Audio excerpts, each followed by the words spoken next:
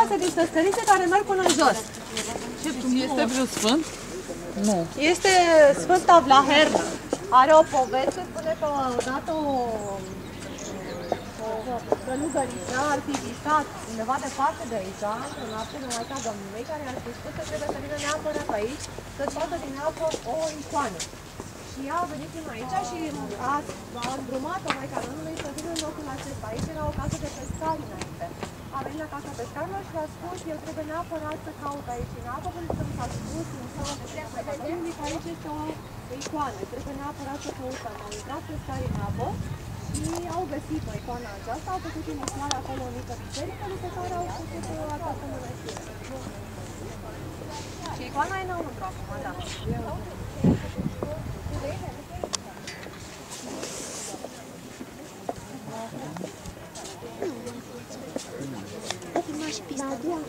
Nadia. Da, până tot ce intră.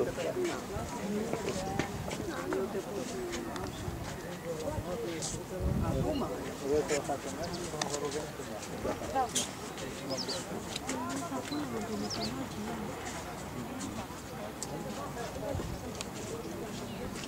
Da, Mihaela. Deci dacă veniți, coborâți pe scăriță așa, da? Acum coborâm pe același drum urcați. Noi avem cale să ne stăpim tot. Nu, e foarte simplu. Foarte simplu.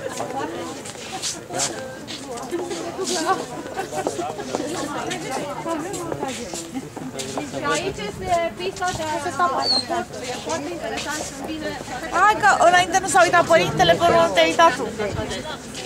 Și se poate veni de acolo de pe scară unde v-am arătat eu. Deci vii cu picioare. Așa vrem. Noi vara așa facem. Numai cu picioare. Și venim până aici la mănăstire. Așa este. Acum dați să... La noi nu face tot. Ok.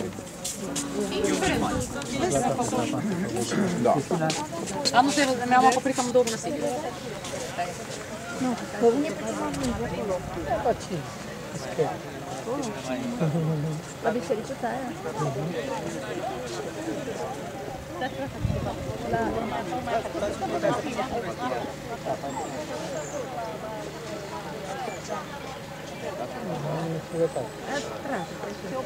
Vreți să faceți film, puteți să faceți să faceți scălțenul pe aia.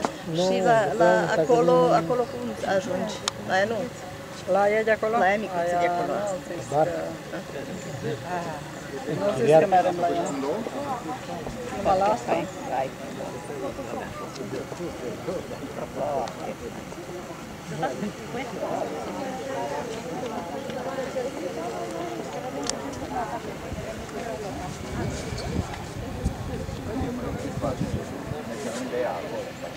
Păi nu, biserică mergem de acolo.